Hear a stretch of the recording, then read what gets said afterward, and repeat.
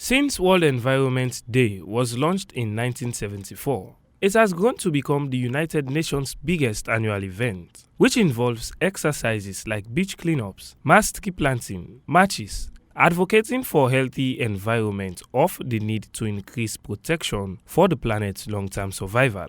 The Chief Executive Officer Keeping Hope Alive, Madam Nene Tunis, while making a statement, highlighted that the tree planting project launched by Rcbank has created employment opportunities for residents in Masiaka Loko district.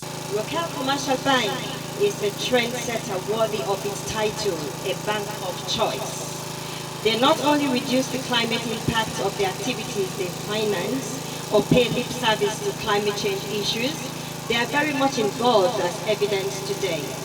The bank supported the idea for us to increase our tree coverage in February last year, unheard of due to lack of irrigation system and excessive heat in the country, but we succeeded by providing shade and water well to sustain the tree. This collaboration has given us a platform which we sought to sustainably mitigate the growing adverse effects of climate change, create jobs for beautiful village community and its environs. The Honorable Minister of Environment, Professor Fode Jawad, disclosed that the central government has supported the ministry with 19.4 billion loans to support the reforestation drive, and that the ministry is pushing for stiffer fines that will discourage the people from embarking on deforestation practices and help addressing issues of climate change, water shortage, and encourage biodiversity. Before this time, we had the Forestry Act of 1988.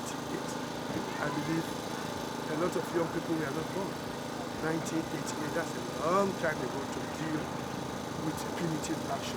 So the laws were there, but the fines were very, very little. For example, somebody cutting a tree, maybe the fine is 1,000 euros or 100 euros. So that is not going to serve as a deterrent. We want to charge somebody a punitive action.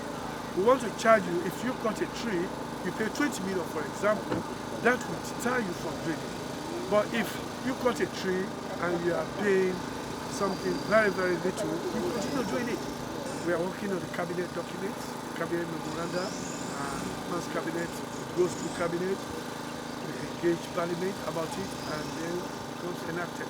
Remember, these are existing laws. We're just enacting or reviewing them to change three things. One, for example, the fines, as I was saying, the fines are very little, and also since environment is very dynamic, we have a lot of changes along the environmental issues, so we want to do that. And then number three, because these agencies are now placed under my ministry, we need to make sure we change the act. As ecosystems and biodiversity fall to cities, agriculture, infrastructure, climate change, and pollution, nature's ability to provide food, oxygen, clean water, and climate regulation plummets. This impacts human health and wealth.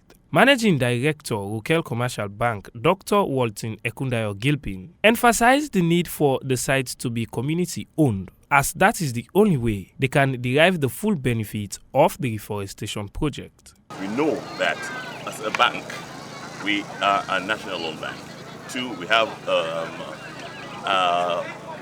general duty to make a profit for our shareholders. Three, we have a general duty to serve the community where we operate. As a consequence, we look out for vulnerabilities and areas wherein we believe there is a tectonic shift away from what is expected and what is. One area wherein we can go beyond the confines of the financial sector is the area of the ecosystem. We look normally at the financial ecosystem in our operations. We're looking at the ecosystem as far as the environment is concerned in our everyday life. So we realize that there's a lot of deforestation going on right now in Sierra Leone, and we need to take a step to plant a tree again. This has been a project which has been in the making for some time now. The Once Keep Hope Alive came around, and we realized that they have a similar ethos, they have a similar focus.